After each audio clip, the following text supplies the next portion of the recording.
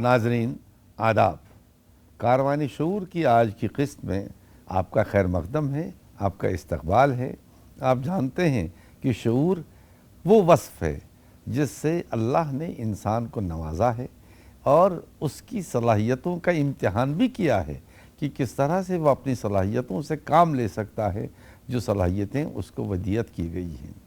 यही सबब है जिन साहिबानी शऊर ने शऊर से काम लिया, उन्होंने ज़मीन से आसमानों तक का सफ़र किया, और जिन्होंने इस खुसूसी सिफत से काम लेना नहीं सीखा, उन पे दुनिया हाथ मलती रही, अफसोस करती रही, और उन्होंने क्या किया, ख़ुद को आसमानों से ज़मीन पर गिरा दिया। यही सिफत है इंसान की कि वो साहिब शऊर है, और अगर उसने शऊर से काम लिया, बड़ा शायर, बड़ा दानिश्वर होगा। नहीं लिया तो एक मामूली आदमी रहेगा। डॉक्टर नुसरत जहाँ साहिबा, आज के लिए हमने जोधपुर से अपने मेहमान को मंतखब किया है। ये हैं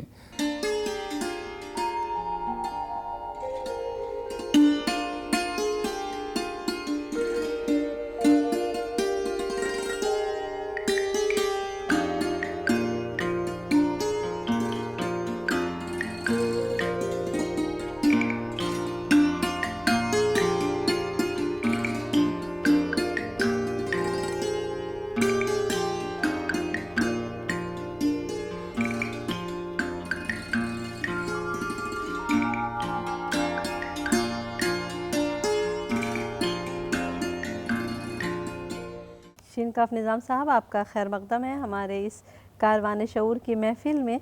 आप हमें ये बताएं कि आपकी उर्दू से दिलचस्पी की वजह क्या रही? मोहतरमा, मेरा ख़्याल ये है कि जिस किसी आदमी को हिंदुस्तान की सकाफ़त में दिलचस्पी होती है और है, उसकी उर्दू में दिलचस्पी हो ही जाती है। बहुत अच्छी बात है ये। और मैं भी उन बदकिस्मतों में से हूँ कि जिसकी दिलचस्पी मगरब के बजाय मशरिक़ की सकाफ़त में है। तो ज़ाहिर है कि शुरू से फिर मेरे घर के आसपास का एनवायरनमेंट, माहौल, वो भी वैसा रहा। और आप जानती हैं कि ज़बानें तो सकाफ़त की आईना होती हैं। और ये जो हम लोगों ने यहाँ, जैसे ये सवाल ही शायद इसलिए पैदा हो, ख़ास तौर से मुझ जैसे लोगों से इसलिए पूछा जाता है कि हम राजस्थान के हवाले से भी हम कहीं ये मानते हैं कि ज़बानें सूबों की होती है और ज़बानें मज़हबों की होती है, लेकिन ज़बानें मज़हबों की नहीं, ज़बानें तहज़ीबों की होती है। और जैसा मैंने अभी आपसे अर्ज़ किया कि मेरे आसपास की और मेरी तरबियत में भी, मेरी तालीम में भी वो सारी चीज़ें रही हैं जिन्हें हम हिंदुस्तानी सकाफ़त के नाम से जानते हैं। चनांचे खाली उर्दू ही नहीं, और भी फ़ारसी से भी मेरी दिलचस्पी रही।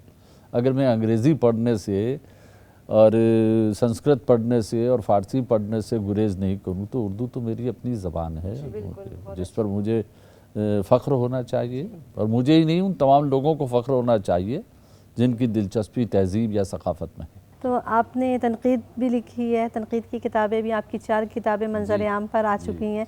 आपके 10 शेरी मजमूए आ चुके हैं। शायरी में आपका एक अहम नाम है। शायरी से आपकी दिलचस्पी कैसे शुरू हुई और शायरी का सफ़र कहाँ से शुरू हुआ? देखिए, मैंने 1963 में मैंने शेर कहने शुरू किए। और शेर कहने की बड़ी वजह यह है, मैं आज भी अगर अपने पीछे की तरफ, उस वक्त तो जाहिर है कि एक नाबालिग जहन रहा होगा, लेकिन आज अगर मैं सोचता हूँ तो महसूस करता हूँ कि शेर सपनों का ज़ायदा व परवरदा होता है। और आदमी वो है कि अल्लाह ने अगर आँखें दी हैं तो सपना ज़रूर देखेगा। सपने की और सच के बीच में तमीज़ और इम्तियाज़ करना बड़ा मुश्किल होता है। सच की बदनसीबी ये है कि उसके पास कोई सपना नहीं है, और सपने की खुशकिस्मती ये है कि उसके पास एक सच है, वो चाहे सपने ही का सही। तो दुनिया का इर्तिक़ा और तरक्की जो है वो सपने के सच से हुई है, और शेर सपने का सच बयान करता है।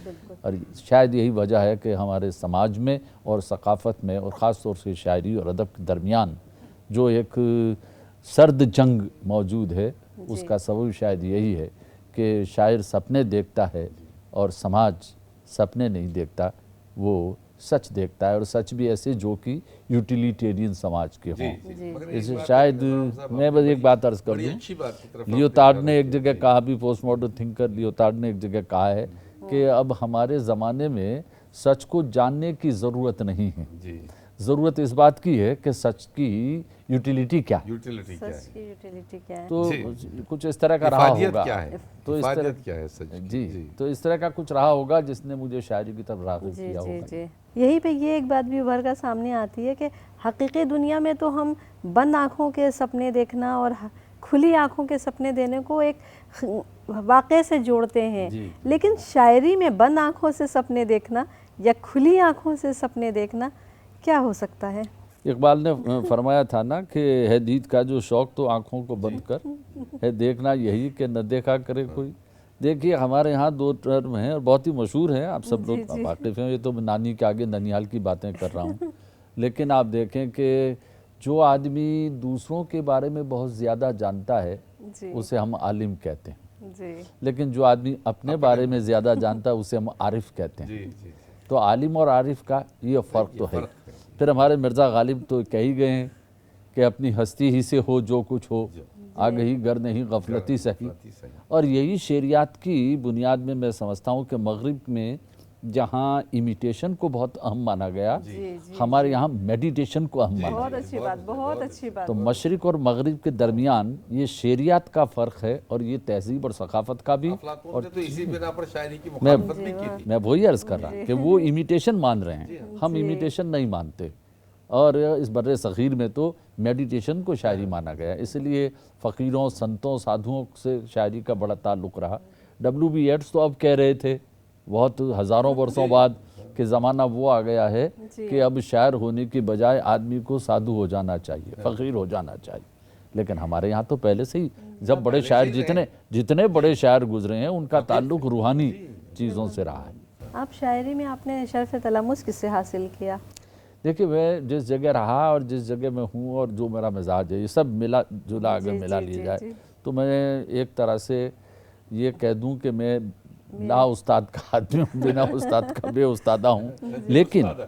लेकिन ज़बान और बयान के मामले में मैंने बहुत से लोगों से मशवरा किया। उसमें सबसे पहले मैं मौलाना माहिरुल क़ादरी का नाम लिया, माहिरुल क़ादरी, फिर जोश मलसियानी हैं, अब्र हसनी गन्नौरी हैं, और जो भी दोस्त मिलता है आज भी। I am very open for correction. बाकायदा उस्ताद नहीं रहे? जी नहीं, मैंने शायरी पे कोई मशवरा इसलिए कबूल नहीं किया, शायद ही कह सकता हूँ, इसे अना से ताबीर न किया जाए या कोई अपना उस तरह की चीज़ें खुददारी या खुद मुख्तारी वगैरह वगैरह से नहीं। मुझे लगा कि जो बात मैं कह रहा हूँ वो उस्ताद या कोई भी नहीं कह सकते, वो उसे बदल देगा।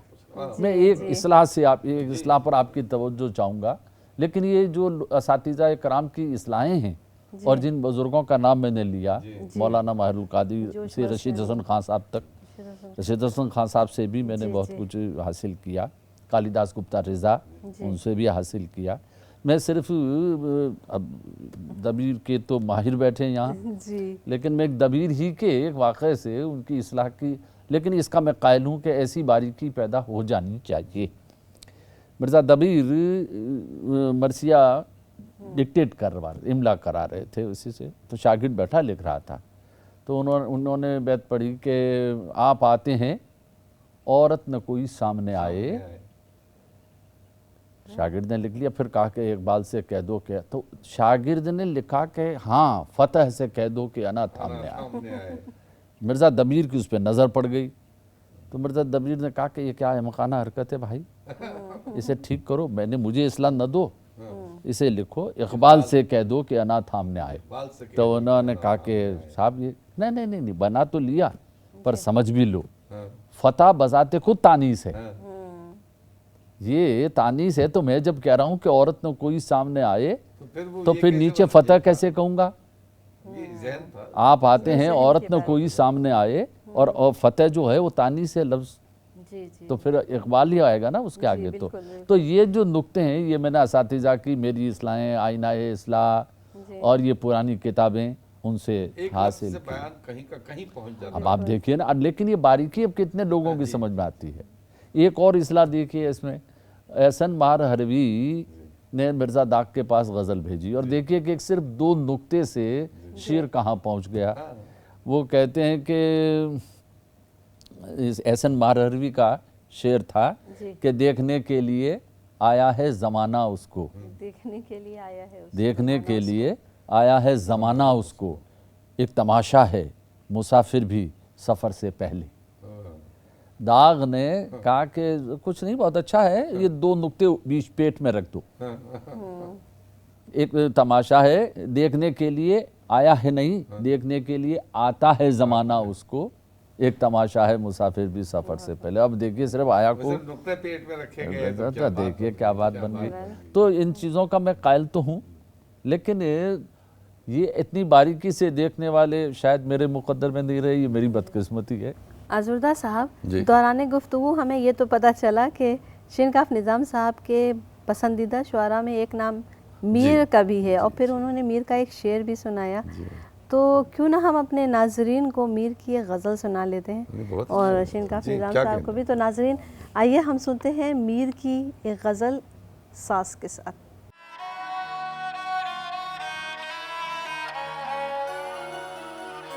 जिस सर को गुरु राज है या ताजोरी का, जिस सर को गुरु राज है या ताजोरी का, कल उस पे यही शोर है, कल उस पे यही शोर है, फिर नौहगरी का। जिस सर को गुरु राज है या ताजोरी का, जिस सर को गुरु राज है या ताजोरी का।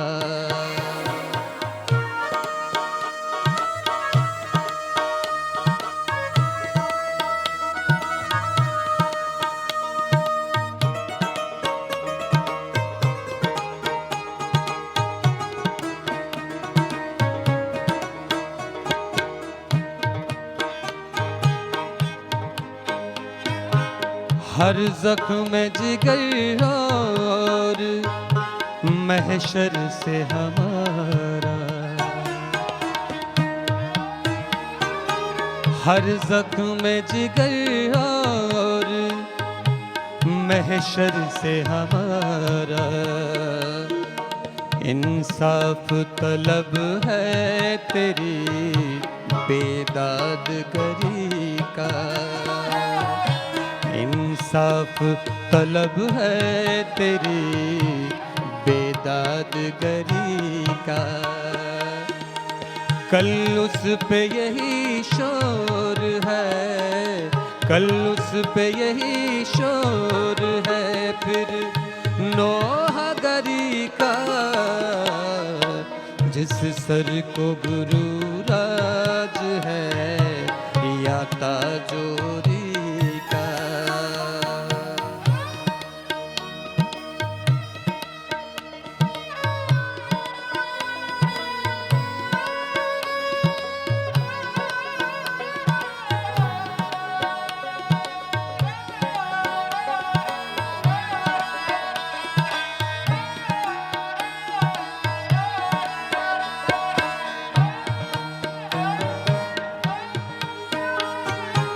अपनी तो जहाँ आँख लड़ी फिर वहीं देखो,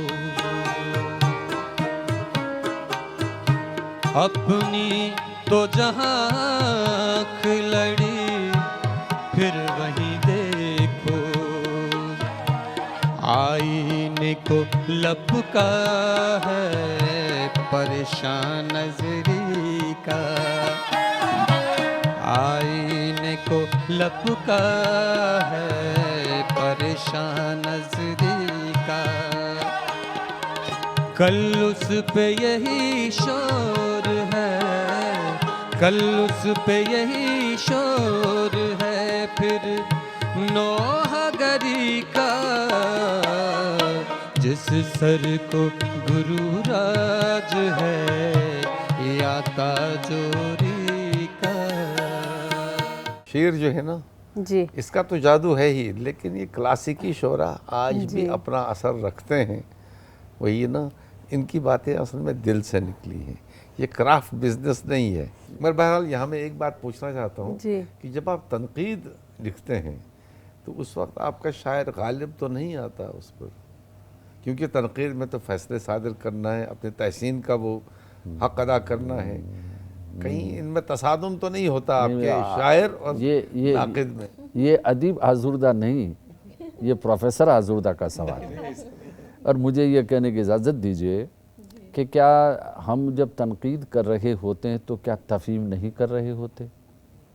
शेर जिसके मानी ही जानना है और तनकीद जानने का एक अमल है।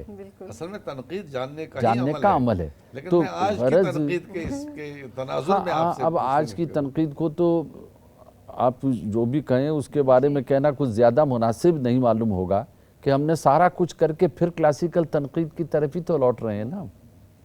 हम और क्या कर रहे हैं? अब हम सनतों के बयान की तरफ जा रहे हैं, एहाम और इबहाम समझ रहे हैं, हम जा तो वहीं रहे हैं। तो मेरी गुजारिश ये है कि शायरी या तो शायरी है या शायरी नहीं है। उसमें दरमियान में इसमें कुछ होता ही नहीं, या तो शायरी है या शायरी नहीं है। दूसरी बात जो आपने बहुत उम्दा कही कि कोई भी तख्लीक करते वक्त आपको तनकीद असल में एक ऐसी तैयारी होती है इन माई व्यू, जो आपको तख्लीक करते वक्त लाशऊरी और शऊरी दोनों सतहों पर काम करती है कि आप शेर को भाई अभी जब हमने ये कहा कि ये शेर जो मिर्ज़ा दबीर के हवाले से मैंने अभी अर्ज़ किया, तो ये फ़तेह का महल नहीं है क्योंकि ऊपर औरत आ गया है, ये तनकीद है ना। तो तनकीद और तख्लीक का चोली दामन का साथ है। और इसमें एक तसलीस में एक चीज़ और जोड़ दें अगर आप मुनासिब समझें तो, और वो है तहकीक। अगर आपने तहकीक भी की है, तनकीद भी लिखी और तख्लीक भी की है, हमारा मसला ये है कि गालिब के खतूत पढ़कर, मीर साहब की दिक्कत सुखन पढ़कर और दूसरे लोगों की तकरीर और तहरीरें पढ़कर ये अंदाज़ा होता है कि वो एक बहुत ही बालिग और तफ़हीम की तरफ माइल जहन के नक्काद भी थे और शायर भी थे। खुद फ़राक साहब हमारे सामने की मिसाल है। हमारे ज़माने में कई लोग हैं ऐसे जो तनकीद भी बहुत उम्दा लिखते हैं। हो ये गया है कि साइंस जो है वो पाने का इंबिसात है, जबकि अदब जो है वो भटकने का आनंद है। उसमें भटकने का आनंद है कि आप कहीं पहुंचते नहीं हैं। इसलिए आपका मीडियम जो है, आप कई बार खुद आपसे कई बार गुफ्तगू रही है कि आप लिखना कुछ और चाहते थे लेकिन ज़बान आपसे कुछ और लिखवा ले जाती है, तो ज़बान की हुक्मरानी है उसमें। ये ज़रूरी हो जाता है कि हम आपका कलाम भी ज़रूर सुने और आपसे ही सुने। दुश्मन तक के हक में दुआ करते थे, दुश्मन तक के हक में दुआ करते थे। कैसे कैसे लोग हुआ करते थे। दुश्मन तक के हक में दुआ करते थे, कैसे कैसे लोग हुआ करते थे। और करते थे बातें आँखों आँखों में, करते थे बातें आँखों आँखों में, दीवारों के कान हुआ करते थे। करते थे बातें आँखों आँखों में, दीवारों के कान हुआ करते थे। और ये शेर देखें कि किस्सों के मिस, हमने बहुत सारे माफ़ कीजिए बीच में शेर के बीच में बोल रहा हूँ, मेरी गुस्ताखी माफ़ कर दें, हमने बहुत से खूबसूरत लफ्ज़ों को, जैसे मिस लफ्ज़ है, जैसे हमने मतरूकात की फहरिस्त में डाल दिया। लेकिन शेर देखें, किस्सों के मिस वो अक्सर रातों को पीछे मुड़कर देख लिया करते थे। किस्सों के मिस वो अक्सर रातों को पीछे मुड़कर देख लिया करते थे। और ये शेर भी सुने कि शब की शाखों पर नींदें लगती थी, शब की शाखों पर नींदें लगती थी और फिर उनमें ख्वाब खिला करते थे। अरे वाह, शब की शाखों पर नींदें लगती थी और फिर उनमें ख्वाब खिला करते थे। और ये ख़ास तौर से आप ही की नज़र कर रहा हूँ आज़रदा साहब, कि तलाशी मतलब देखें कि तलाशी ज़िंदगी की हो रही है, तलाशी ज़िंदगी की हो रही है, तलाशी ज़िंदगी की हो रही है, हमारी उम्र चोरी हो गई है। तलाशी जिंदगी की हो रही है, हमारी उम्र, हर एक शय में किसी शय की कमी है, हर एक शय में किसी शय की कमी है, इसी का नाम शायद जिंदगी है।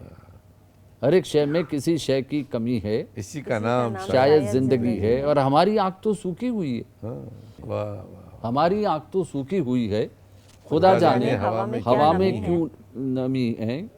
और ये शेर पूरी रवायतों के साथ देखे कि तुम्हारी खैर हो सब कह रहे हैं, तुम्हारी तुम्हारी खैर सब हो कह रहे हैं। सब कह रहे हैं, तुम्हारी आईने से दोस्ती है। अरे वाह, तुम्हारी खैर हो सब कह रहे हैं, तुम्हारी आईने से दोस्ती है। और दुआओं में हमारी उम्र ले लो, दुआओं में हमारी दुआओं में उम्र ले लो। हमारी उम्र ले लो, हमारे पास अब जितनी बची है। हाँ, दुआओं में हमारी, और ये आखिरी शेर कि मैं कैसे दोस्ती दुनिया से कर लूं, हाँ, मैं कैसे दोस्ती दुनिया से कर लूं, वो मुझसे उम्र में कितनी बड़ी है। अरे वाह वाह वाह। मैं कैसे दोस्ती दुनिया से कर लूं, वो मुझसे उम्र में कितनी बड़ी। बड़ी और है। ये दो शेर शेर तरन्नुम से मुलाहिजा कर लें कि आँखों में रात ख्वाब का खंजर उतर गया,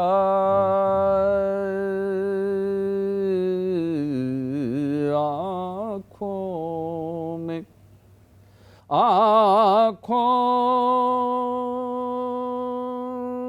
रात ख्वाब का खंजर उतर गया, लेकिन सहर से पहले चराग सहर गया। शेर देखें कि कोई दुआ कभी तो हमारी कबूल कर, कोई दुआ कभी तो हमारी कबूल कर, वरना कहेंगे लोग दुआ से असर गया, वरना कहेंगे लोग। ये शेर भी देख लें कि आंसू मेरे तो मेरे ही दामन में आए थे, आंसू मेरे तो मेरे ही दामन में आए थे, ये आसमान कैसे सितारों से भर गया। बहुत खूब, बहुत खूब, बहुत बहुत शुक्रिया आपका कि आपने अपनी खूबसूरत आवाज़ में अपनी ये गज़ल सुनाई। नाजरीन, हमारे साथ हमारे आज के मेहमान शीनकाफ निज़ाम साहब, जिनसे आप उनकी खूबसूरत आवाज़ में उनकी खूबसूरत गज़ल सुन रहे थे। हम आपको उनकी एक और गज़ल सुनवाएंगे सास के साथ, लेकिन हम उनका शुक्रिया अदा करते हैं और आपसे इस बात के लिए कहते हैं कि आप हमारा इंतज़ार कीजिए। इस कारवाने शऊर में हम अपने नए मेहमान के साथ एक बार फिर आपके साथ होंगे, लेकिन तब तक के लिए हम आपसे इजाज़त लेते हैं। खुदा हाफिज़। खुदा हाफिज़। खुदा। एक दिन लौट कर मैं आऊँगा, कहता था वो। एक दिन लौट कर मैं आऊँगा, कहता था वो। मंजरों में आँख सा बस जाऊंगा, कहता था वो। एक दिन फिर लौट कर मैं आऊंगा, कहता था वो।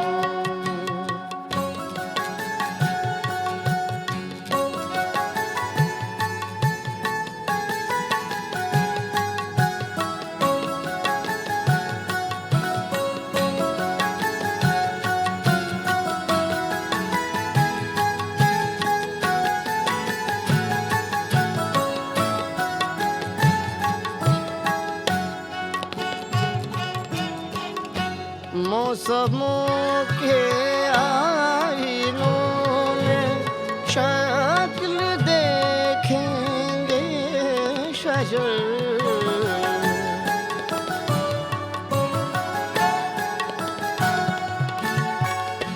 मौसमों के आईनों में शक्ल देखेंगे शजर। एक तिनका चोंच में ले आऊंगा कहता था वो।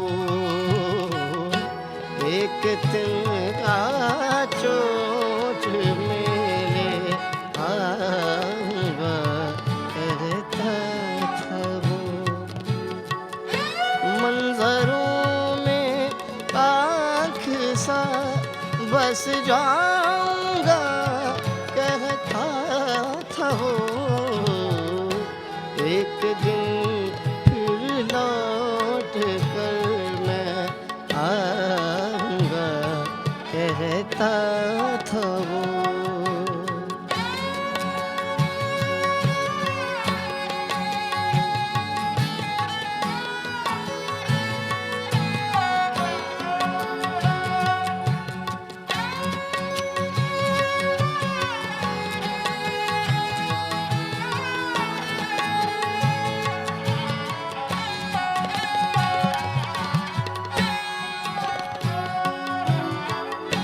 कश्तियाँ कागज की बच्चे छोड़ कर उठ जाएंगे।